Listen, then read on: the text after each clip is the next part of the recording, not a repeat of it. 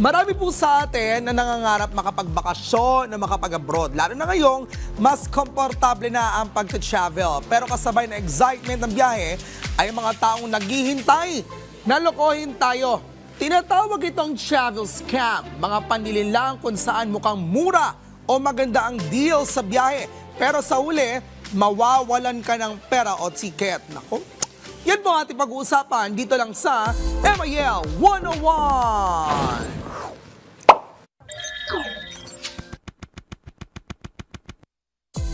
Mga ka-RSP, ayon sa PNP Anti-Cybercrime Group, malaki ang itinaas ng reported travel scam sa Pilipinas mula 49 noong 2021, umabot ng 313 noong 2023 at patuloy pang tumaas itong nagdaang 2025. Kaya importante na maging maingat at mapanuri bago mag-book ng biyahe kahit anong biyahe. Dahil baka ang dream vacation mo, mauwi sa sakit ng ulo. Ano ba ang mga halimbawa niyan? Online travel scams. Maraming scam ang nangyayari online. Halimbawa, may mga pekeng website o booking website na kawig ng official airline or hotel site. Sobrang mura ng presyo. Pero kapag nagbayad ka na, wala naman silang binibigay. Tips po mag-book lamang sa official website ng airline or hotel. Tingnan kung may https:// at lock icon sa URL. Huwag basta mag-click sa links mula sa social media advertisements o email na hindi mo sigurado o may duda kang panloloko. Huwag magbigay ng bank details o password sa email o social media. Baka magamit kasi ito laban sa'yo. Kung sobrang ganda ng offer, libre ang ticket, eksklusibong promo, mag-verify muna sa official site bago po maniwala. May mga scam din na humihingi ng bayad para sa government services tulad ng e-travel registration. Dapat po libre ito, pero may umikot na huwad na site na naniningil ng 3,000 hanggang 5,000 pesos. I-report agad ito sa authorities kung makita. Pangalawa, peking travel agencies. May mga peking agency rin na nag-aalok ng tour packages, ticket at visa assistance. Kadalasan po yan sa Facebook or any social media platforms. Mukhang legal. May Facebook page, testimonials, certificate.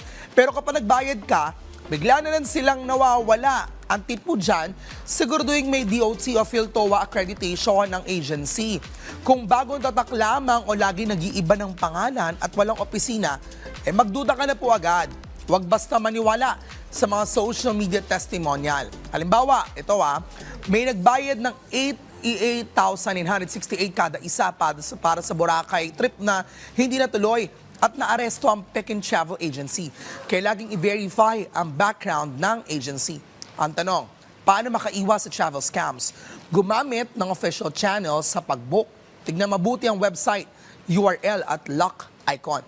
Huwag basta magbigay ng sensitive information tulad ng bank details o password.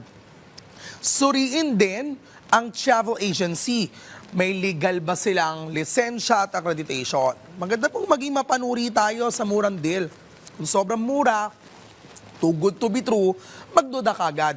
Mag-ingat sa paggamit ng online banking at e-money kapag gumamit ng credit card o bank transfer at humingi ng official na resibo I-report din ang kainalang agency o site. Tumawag sa PNP Anti-Cybercrime Group o Cybercrime Investigation and Coordinating Center or CICC sa hotline 1326.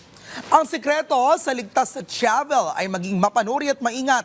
Alamin kung alin ang totoong deal at alin ang scam. Sa tamang impormasyon at pag-iingat, maiwasan natin ang problema at mas magiging masaya ang ating biyahe. Yan po ating napag-usapan dito lang sa MIL 101.